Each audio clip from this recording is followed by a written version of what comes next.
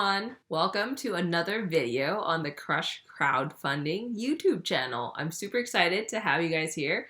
I'm going to talk today about something really exciting, which a lot of people ask me about actually. It's about press and about media logos and about how people get media logos and why people get media logos on their crowdfunding page even before they launch, because it's kind of a big question. You know, lots of people are like, wait, a lot of these campaigns haven't launched yet. A lot of these campaigns don't have products on the market yet. Why is it, or how is it that they already have all these logos, all these press logos, all these media logos just prominently up on their campaign page already? You know, you go to the campaign page, you see the video, you see the headline, you see all this stuff, and then you're like, wait, how did they get those press logos on their page if their product doesn't exist yet? If their product or their project is just new to the market, and if it's new to crowdfunding. So that's one of the things we're going to talk about today. Basically, how to do this, how to go about doing this, the process for getting this done, and also, more importantly, why this happens, right? There's a really real key reason of why this happens. So again, thanks so much for being here with me. I'm super excited to have you guys here again with me on the Crush Crowdfunding channel on YouTube. If you haven't yet, be sure to hit subscribe, because I will be talking about all this fun, cool tips and knowledge for crowdfunding so that we can help you just get you fully funded on Kickstarter, get you fully funded on Indiegogo. Okay, so let's dig right in. The first thing I want to talk about is, again, the why people get these press endorsements, the why people get all these logos, or why people spend time and effort doing this for their campaign page, going about this whole process for their launch. The main reason kind of comes down to one thing, which is social proof, right? Social proof. By having these press logos on their page, there's basically that much more credibility and that much more trust for the campaign itself. Imagine this. If you're looking for a new smart TV, if you're looking for a new smart TV for your apartment, right? Or your home, your house, your vacation home, what have you. If you're looking for a new smart TV, do you go for a TV that has 0 reviews and 0 stars? Probably not, right? You are probably gonna go, like me, to a TV that actually has hundreds of raving reviews, hundreds of 5-star ratings, and a lot of these press outlets just saying, this is the greatest TV ever invented of all time. You know, there's probably a lot of people who've written about the TV, the refresh rate, the colors, the depth of the images. I'm not even sure what other categories or factors people look at when it comes to TVs, because actually, little known fact, I actually don't have a TV. I don't have a TV in my place. But yeah, if you do want to buy a smart TV, you want a TV that has the reviews, that has that backing, that credibility behind it, because you trust these outlets. You trust that they're going to be recommending to you the best things on the market. Same with crowdfunding, right? A lot of these people do that outreach, put in that time, put in that effort to do outreach before their crowdfunding campaign even launches, so that they can have that social proof when it comes to their crowdfunding campaign, so that they can have that social proof when it comes to their product, right? Because again, it's a product that doesn't exist on the market yet. No one really knows if it works well. No one really knows if it actually will work. No one really knows or trusts you as a company yet to deliver this product, to make this thing a reality.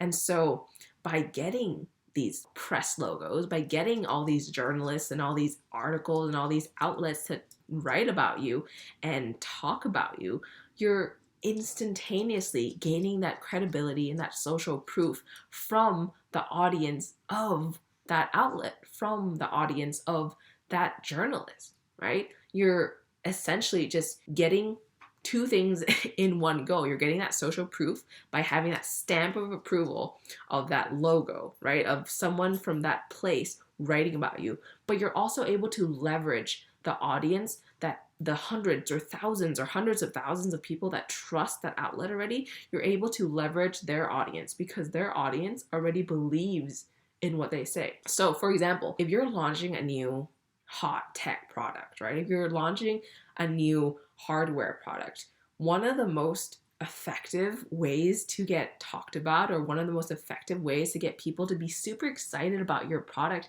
is to get an award at CES. It's the hottest, biggest, largest consumer electronics show in the world. And if you're able to get an award from there, like their innovation award or something from CES, and you're able to put that on your crowdfunding page, people are going to go crazy over your product because they know that thousands of people around the world submit for that award, and thousands of people around the world are considered for it, but only a few win.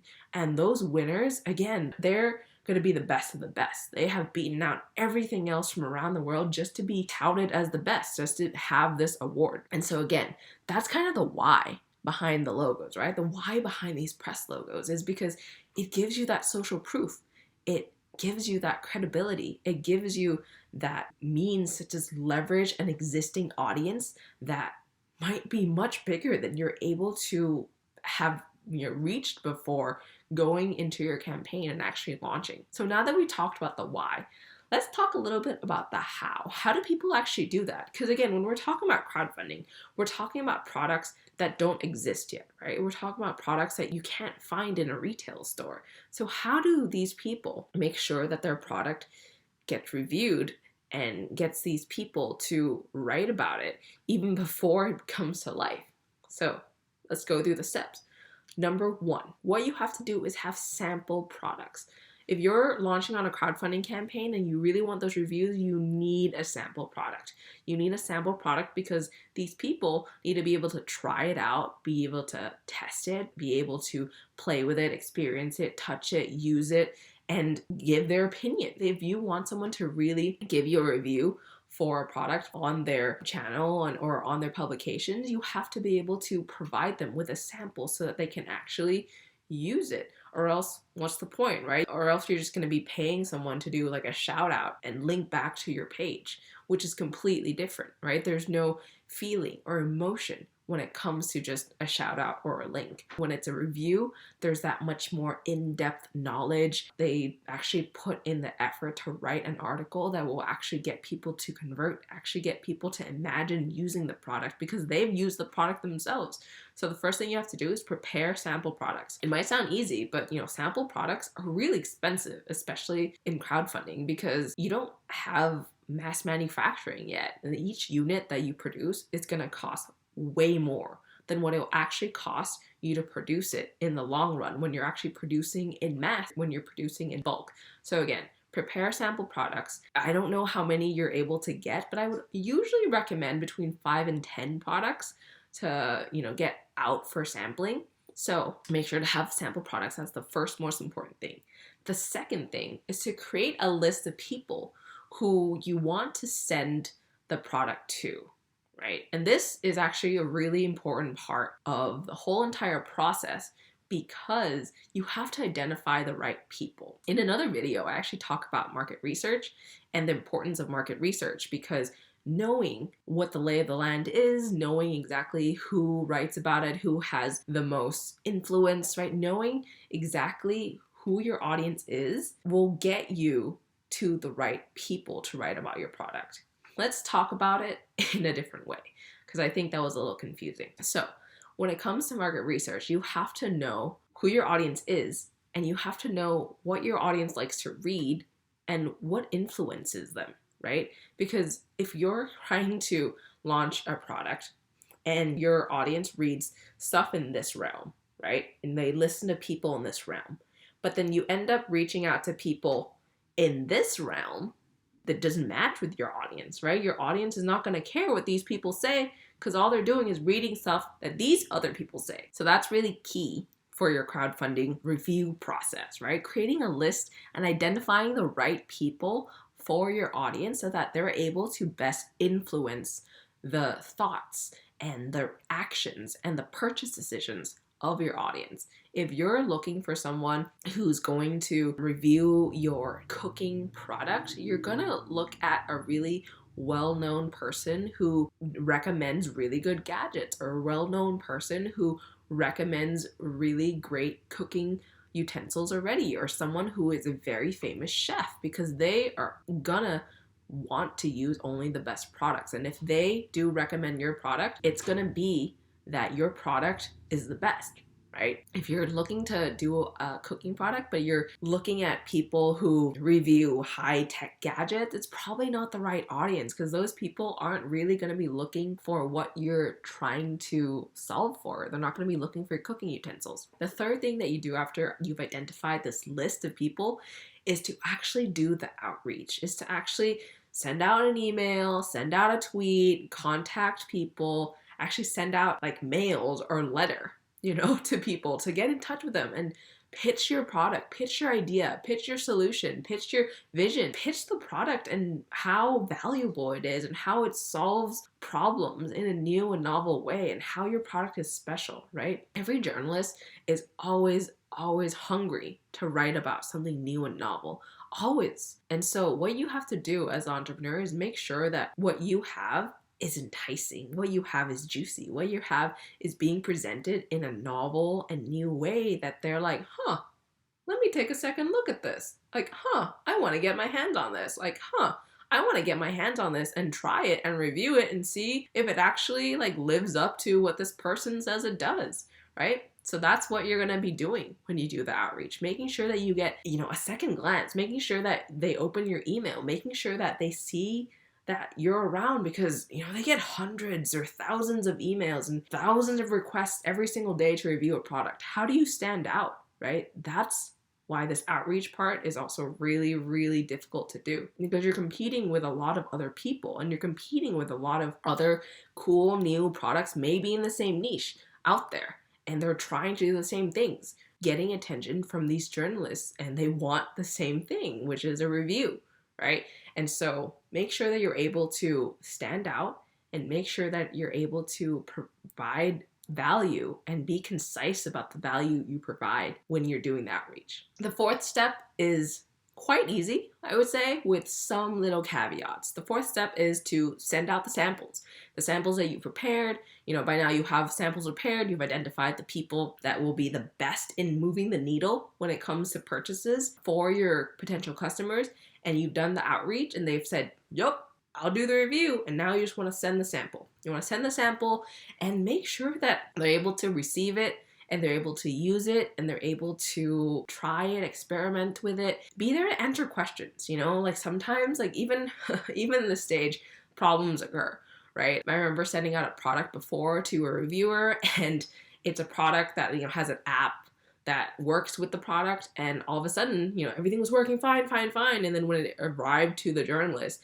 the app stopped working. And so like myself and some of the tech people in the company actually stayed up for hours that evening into the night, just trying to diagnose like what is wrong, how do we actually make it all work, how do we make sure that the journalist has a really good experience testing and trialing this product, just so that they're able to write the best review possible for the product, because that's what we want, right? A good review. And so after you send the sample, your job doesn't end there, right? You just have to make sure that you're able to answer all the questions, you're able to diagnose problems, because with prototypes, problems do come up. And you're able to just make sure that the person reviewing your product just has the best time and best experience, so that they're able to write the best article about your project. And this might take a while. This might take weeks. This might take months. And so the earlier you get this done, the better, especially if you want to have those reviews ready for launch day. The next two steps are honestly pretty simple. The next two steps is making sure that the review that's going to come out, one is that it's embargoed until the launch day, because yes, the journalist can just write about your project, months beforehand when they actually test the product, but the article itself will not be as powerful as if the article was released during your campaign, right? If there's an article about a product, they say, wow, this is really cool, I love using this, I can't imagine a life without this, and then boom, they release it right away, and then it links back to a page where you're collecting emails. People who are super excited reading through that article, super excited, really want to get it, and they see that, oh, I have to put in my email address for something, that's not as effective as if someone's super excited about this product, they're reading through the article, and they're like, wow, I really want to get this, and they click and they get to your Kickstarter page, or they click and they get to your Indiegogo page. That's way more effective for ultimately driving that into purchases in the long run. And therefore, going through all this entire process, you want to make sure that you let the journalist know to hold the article for when you do launch on crowdfunding, because articles, when they release, that's when they get the most views, when they get the most eyes, right? And then the views and the readership kind of just drops off from there, right? And so you want people to look at the article during the launch timeline and during the launch period, and that's why you want this article embargoed until then. The last step here is the most fun step.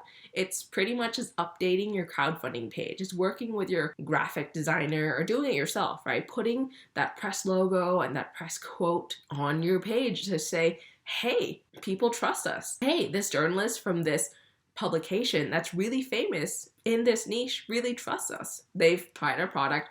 They really like what we're doing. They really like that this can solve problems that other people can't solve. And here it is. This is the fun part, updating your page, putting it on your page, and make sure that people see it, making sure that people are able to see and get that trust, that credibility themselves. People who are avid readers of TechCrunch, for example, when they come to a new tech product that's launching on crowdfunding and they see that TechCrunch has covered this product and TechCrunch is raving about this product, they're going to be much more likely to become a backer. They're going to be much more likely to become a supporter because they already trust TechCrunch. TechCrunch is a huge tech publication. They only talk about the coolest and the best products that are out there and the coolest and best companies that are out there. And so having TechCrunch on your page immediately just elevates that trust and elevates that credibility and also elevates the likelihood that someone will actually back your project. So there it is, guys. Kind of the why and also the how of press logos on a crowdfunding page, right? There's a lot of different steps you have to go through to actually get to the point of having press logos and actually having reviews for your product when you do launch on your crowdfunding campaign. But although it's difficult, don't worry, it's been done before and you can do it. Just follow these 6 steps and be sure to do the research, because that is so important. Getting the right person to write about your project. It might be someone with 10 million views. It might be someone with 10,000 views. No matter who it is, make sure that they're the right person for your project. They're the right person for your idea. They're the right supporter that will be able to rally their crowd, rally their audience around your product. So thank you so much for being here with me today, guys. I had a lot of fun talking about press and press logos and how to get them for your crowdfunding campaign. Be sure to hit the subscribe button if you like this video, and be sure to give us a thumbs up so that other people will be able to find this video too. Thank you again for being here, and I will see you guys in the next video. Bye.